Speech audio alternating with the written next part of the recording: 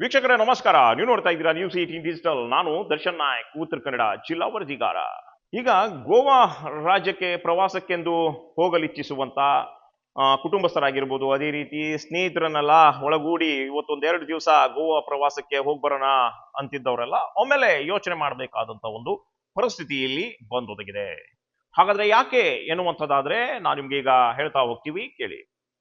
ವೀಕ್ಷಕರು, ಈಗಾಗಲೇ ಗೋವಾ ರಾಜ್ಯದ ಮುಖ್ಯಮಂತ್ರಿ ಪ್ರಮೋದ್ ಸಾವಂತ್ ಅವರು ಒಂದು ಆದೇಶವನ್ನ ಹೊರಡಿಸಿರುವಂತದ್ದು. ಏನಪ್ಪಾ ಅಂದ್ರೆ, ಗೋವಾ ರಾಜ್ಯಕ್ಕೆ ಪ್ರವಾಸಕ್ಕೆಂದು ಬರುವಂತವರು ರಸ್ತೆ ಬದಿಯಲ್ಲಿ ಅಡುಗೆ ಮಾಡಿ ಊಟ ಮಾಡುವುದನ್ನ ನಿಷೇಧಿಸಿದ್ದಾರೆ. ಅದರ ಜೊತೆಗೆ ಬೇರೆ ಬೇರೆ ಕಡೆಯಿಂದ ಪಾರ್ಸಲ್ ತಂದಾದ್ರೂ ಬೇರೆ ಗೋವಾ ರಾಜ್ಯದೊಳಗಡೆಗೆ ರಸ್ತೆ ಬದಿಯಲ್ಲಿ ಊಟ ಮಾಡುವುದನ್ನ ನಿಷೇಧಿಸಲಾಗಿದೆ. ಈ ಒಂದು ಆದೇಶ ಗೋವಾ ರಾಜ್ಯದ ಮುಖ್ಯಮಂತ್ರಿ ಪ್ರಮೋದ್ ಸಾವಂತ್ ಅವರು ನಿನ್ನೆಯಿಂದ ಹೊರಡಿಸಿರುವಂಥದ್ದು. ಇದರಿಂದ ಬರುವಂತ ಪ್ರವಾಸಿಗರು ಒಮ್ಮೆಲೆ ಯೋಚನೆ ಮಾಡಬೇಕಾದಂತ ಒಂದು ಪರಿಸ್ಥಿತಿ ಇಲ್ಲಿ ನಿರ್ಮಾಣವಾಗಿದೆ.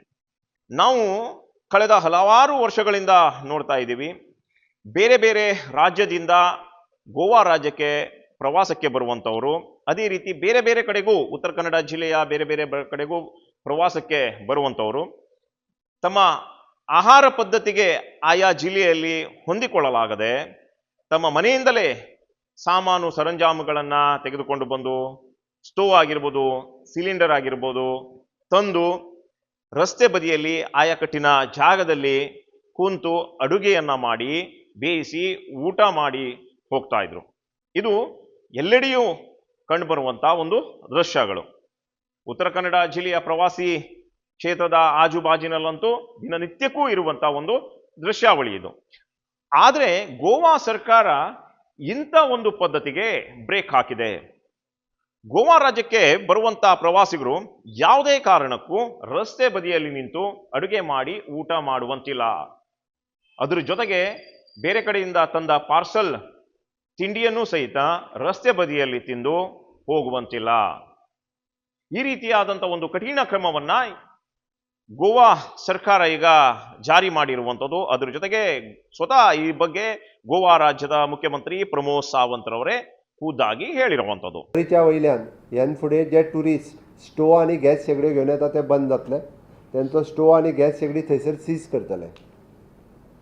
अननेसेसरी असले जे टुरिस्ट येवन बिचाचेर आनी रोड लायनींगचेर रांदून जेवतात आनी ते सगळे घाण करतात, तेंची प्रॉपर्टी सीज करतले सांगला वेळा. म्हणजे तेंची स्टोव गॅस शेगडी ही बॉर्डरीचेरूच सीज करतले, परत आनीक दिवचे ना.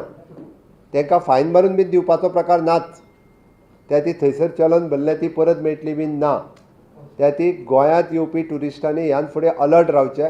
गॅस शेगडी आनी स्टोव घेवन गोंयांत येवचो न्हू, ಬಂದ್. ಹಾಗಾದ್ರೆ ಈ ಪದ್ಧತಿ ಜಾರಿಗೆ ತರಲು ಕಾರಣ ಏನು ಎನ್ನುವಂತ ಬಗ್ಗೆ ನಾವು ಮಾಹಿತಿಯನ್ನ ಕೆದಕಿದಾಗ ಬಂದಂತ ಪ್ರವಾಸಿಗರು ಇಲ್ಲಿ ಊಟ ಮಾಡಿದಂತ ಎಲ್ಲ ಪ್ಲಾಸ್ಟಿಕ್ಗಳನ್ನಾಗಿರ್ಬೋದು, ಅದೇ ರೀತಿ ತ್ಯಾಜ್ಯಗಳನ್ನ ಇಲ್ಲೇ ಎಸೆದು ಹೋಗ್ತಾ ಇದ್ರು.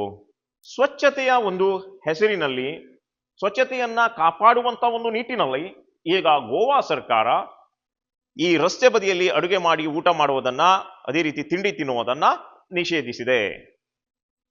ಈ ಹಿನ್ನೆಲೆಯಲ್ಲಿ ಗೋವಾ ರಾಜ್ಯಕ್ಕೆ ಪ್ರವಾಸಕ್ಕೆಂದು ಬರುವಂತ ಪ್ರವಾಸಿಗರು ಈಗ ಒಮ್ಮೆಲೆ ಯೋಚನೆ ಮಾಡಿ ಗಡಿಯನ್ನ ದಾಟಬೇಕಾದಂತ ಒಂದು ಪರಿಸ್ಥಿತಿ ಇಲ್ಲಿ ನಿರ್ಮಾಣವಾಗಿದೆ.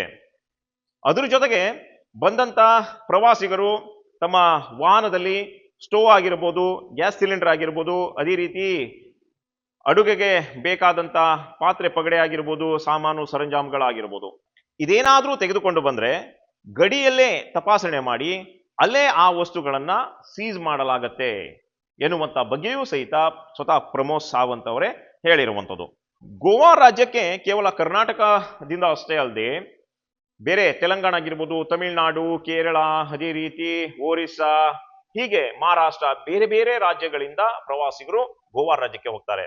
ಬರುವಂತ ಪ್ರವಾಸಿಗರು ಗೋವಾ ರಾಜ್ಯದ ಆಹಾರ ಪದ್ಧತಿಗೆ ಹೊಂದಿಕೊಳ್ಳಲಾಗದೆ ತಮ್ಮ ಮನೆಯಿಂದಲೇ ಸಾಮಾನು ಸರಂಜಾಮುಗಳನ್ನ ತೆಗೆದುಕೊಂಡು ಬಂದು ಇಲ್ಲೇ ಅಡುಗೆ ಊಟವನ್ನ ಮಾಡಿ ಹೋಗ್ತಾ ಇರುವಂಥದ್ದು ಕಳೆದ ಕೆಲವು ವರ್ಷಗಳಿಂದಲೂ ಸಹಿತ ನಾವು ನೋಡ್ತಾ ಬಂದಿದ್ದೇವೆ. ಆದ್ರೆ ಈಗ ಇಂಥ ಒಂದು ಪದ್ಧತಿಗೆ ಬ್ರೇಕ್ ಬೀಳಲಿದೆ. ಈಗಾಗಲೇ ಗೋವಾಕ್ಕೆ ಹೋದಂತ ಪ್ರವಾಸಿಗರ ಮೇಲೆ ಸಾಕಷ್ಟು ರೀತಿಯಲ್ಲಿ ಹಲ್ಲೆ ಆದಂತ ವಿಚಾರಗಳನ್ನ ಸಹಿತ ಕಳೆದ ವರ್ಷ ಬೆಳಕಿಗೆ ಬಂದಿತ್ತು. ತೆಲಂಗಾಣದ ಓರ್ವನ ಮೇಲೆ ಹಲ್ಲೆ ಮಾಡಿ ಕೊಲೆಯನ್ನ ಸಹಿತ ಮಾಡಲಾಗಿತ್ತು. ಅದೇ ರೀತಿ ಬೇರೆ ಬೇರೆ ರಾಜ್ಯದಿಂದ ಬಂದಂತ ಪ್ರವಾಸಿಗರ ಮೇಲೆ ಇಲ್ಲಿನ ಗೈಡರ್ಗಳಾಗಿರ್ಬೋದು ಕೆಲವರು ಹಲ್ಲೆ ಮಾಡಿರುವಂತ ಒಂದು ಘಟನೆಯೂ ಸಹಿತ ನಡೆದೋಗಿತ್ತು. ಇದರ ನಡುವೆ ಈಗ ಗೋವಾ ಸರ್ಕಾರ ರಸ್ತೆ ಬದಿಯಲ್ಲಿ ಅಡುಗೆ ಮಾಡಿ ಊಟ ಮಾಡುವುದನ್ನ ಸಹಿತ ನಿಷೇಧಿಸಿರುವುದರಿಂದ ಪ್ರವಾಸಿಗರು ಇಲ್ಲಿ ಬರೋದನ್ನ ಒಮ್ಮೆ ಹಿಂದೆ ಮುಂದೆ ನೋಡೋದ್ರಲ್ಲಿ ಎರಡು ಮಾತಿಲ್ಲ. ಈ ಹಿನ್ನೆಲೆಯಲ್ಲಿ ಗೋವಾ ಸರ್ಕಾರ ಈ ರೀತಿಯಾದಂತಹ ಒಂದು ನಿಯಮವನ್ನ ಜಾರಿ ಮಾಡಿರೋದ್ರಿಂದ ಕೆಲವೊಂದು ಪ್ರವಾಸಿಗರಿಗೆ ಈಗ ಸಮಸ್ಯೆ ಆಗ್ತಿರೋದಂತೂ ಸತ್ಯ. ಈಗಾಗಲೇ ಗಡಿಯಲ್ಲಿ ತತ್ಕ್ಷಣದಲ್ಲಿ ಈ ನಿಯಮ ಜಾರಿ ಬಂದ ಹಿನ್ನೆಲೆಯಲ್ಲಿ ಗೋವಾ ಪ್ರವೇಶ ಮಾಡುವಂತ ಬೇರೆ ಬೇರೆ ರಾಜ್ಯದಿಂದ ಬಂದಂತ ಎಲ್ಲಾ ವಾಹನವನ್ನ ತಪಾಸಣೆ ಮಾಡಿ ಈ ವಾಹನದಲ್ಲಿ ಸ್ಟೋವ್ ಇದೆಯಾ, ಸಿಲಿಂಡರ್ ಇದೆಯಾ, ಅಡುಗೆಗೆ ಬೇಕಾದಂತ ವಸ್ತುಗಳಿದೆಯಾ ಅನ್ನೋದನ್ನ ತಪಾಸಣೆ ಮಾಡಿ ಪರಿಶೀಲಿಸಿ ಮುಂದಿನ ಸಂಚಾರಕ್ಕೆ ಅನುವನ್ನ ಮಾಡಿಕೊಡಲಾಗ್ತಾ ಇದೆ. ಗೋವಾ ಚೆಕ್ ಪೋಸ್ಟ್ ಅಲ್ಲಿ ಗೋವಾ ರಾಜ್ಯದ ಪೊಲೀಸರು ಕಟ್ಟುನಿಟ್ಟಾಗಿ ಈಗ ತಪಾಸಣೆಯನ್ನ ಮಾಡ್ತಾ ಇರುವಂಥದ್ದು. ಈಗಾಗಲೇ ಕರ್ನಾಟಕ ರಾಜ್ಯದಂತ ಎಲ್ಲ ಪರೀಕ್ಷೆಗಳು ಸಹಿತ ಮುಗಿತಾ ಬಂದಿದೆ. ಬೇಸಿಗೆ ರಜಾ ದಿನ, ಅದೇ ರೀತಿ ಬೇರೆ ಬೇರೆ ರಾಜ್ಯದಲ್ಲೂ ಸಹಿತ ಬೇಸಿಗೆ ರಜಾ ದಿನ. ಹಾಗೆ ಗೋವಾ ರಾಜ್ಯಕ್ಕೆ ಒಂದೆರಡು ದಿನ ಪ್ರವಾಸ ಮಾಡಿ ಬರೋಣ ಅಂತ ಏನಾದ್ರೂ ನೀವು ಇಚ್ಛಿಸಿದ್ರೆ ಈ ವರದಿಯನ್ನ ಒಮ್ಮೆ ನೋಡಿ. ಅದ್ರ ಜೊತೆಗೆ ಗೋವಾ ಸರ್ಕಾರ ಜಾರಿಯಲ್ಲಿ ತಂದಂತ ಈ ನಿಯಮವನ್ನ ತಾವು ಪಾಲಿಸ್ತೇವೆ ಅನ್ನೋದಾದ್ರೆ ಮಾತ್ರ ಗೋವಾ ರಾಜ್ಯಕ್ಕೆ ಪ್ರವಾಸಕ್ಕೆ ಬನ್ನಿ. ಇಲ್ಲ ಅಂದ್ರೆ ನಿಮ್ಮ ಮೇಲೆ ಕಾನೂನು ಕ್ರಮ ಜರುಗೋದ್ರಲ್ಲಿ ಎರಡು ಮಾತಿಲ್ಲ. ಯಾಕಂದ್ರೆ ಗಡಿಯಲ್ಲೇ ನಿಮ್ಮ ವಾಹನವನ್ನ ತಪಾಸಣೆ ಮಾಡಿ ಹಂಗೇನಾದ್ರೂ ಅಡುಗೆ ಸಾಮಾನುಗಳನ್ನ ತಂದಿದ್ರೆ ಅಲ್ಲೇ ಸೀಸ್ ಆಗತ್ತೆ. ಅದ್ರ ಜೊತೆಗೆ ನಿಮ್ಮ ಮೇಲೆ ಕಾನೂನು ಕ್ರಮಗಳು ಜರುಗತ್ತೆ. ಗೋವಾ ರಾಜ್ಯದ ಮುಖ್ಯಮಂತ್ರಿ ಆದಂಥ ಶ್ರೀಯುತ ಪ್ರಮೋದ್ ಸಾವಂತ್ ಅವರು ಒಂದು ಈ ಸ್ಟೇಟ್ಮೆಂಟ್ ಅನ್ನ ಕೊಟ್ಟಿದ್ದಾರೆ. ಅದು ಮಾಧ್ಯಮದ ಮುಖಾಂತರ ಮತ್ತು ಈ ಸೋಷಿಯಲ್ ಮೀಡಿಯಾದಲ್ಲಿ ವೈರಲ್ ಆಗ್ತಾ ಇದೆ ವಿಡಿಯೋ.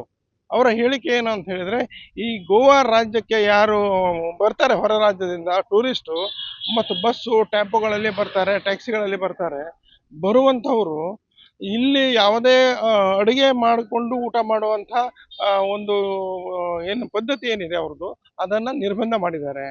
ಹೀಗಾಗಿ ಆಹಾರದಲ್ಲಿ ವಿಭಿನ್ನತೆ ಇದೆ. ಅಲ್ಲಿ ಹೋದರೆ ನಮಗೆ ಗೋವಾದಲ್ಲಿ ಗೋವಾದವರ ಒಂದು ಆಹಾರ ಪದ್ಧತಿಗೆ ಹೊಂದ್ಕೊಂಡಿರ್ಬೇಕಾಗ್ತದೆ. ಇಲ್ಲ ಅಂತ ಹೇಳಿದ್ರೆ ಐಷಾರಾಮಿ ಹೋಟೆಲಿಗೆ ಹೋಗಬೇಕು, ಅದು ಕಷ್ಟ ಸಾಧ್ಯ. ಈ ಟೂರಿಸಂ ಮೇಲೆ ಒಂದು ಪರಿಣಾಮ ಬೀರುವ ಸಾಧ್ಯತೆ ಇದೆ ಮುಂದೆ. ಈ ಲಾರಿಯವರ ಮೇಲೆ ಈ ಒಂದು ಒತ್ತಡ ಹೇರುವಂಥದ್ದಾಗಲಿ ಈ ಒಂದು ಪ್ರತಿಬಂಧ ಹೇರಬಾರದು ಅಂತ ಹೇಳಿ ನನ್ನ ಒಂದು ಮನವಿ ಇದೆ. ಇದರಿಂದ ವ್ಯತಿರಿಕ್ತವಾದ ಪರಿಣಾಮ ನಿಮ್ಮ ರಾಜ್ಯದ ಮೇಲೆ ಬೀಳ್ತದೆ.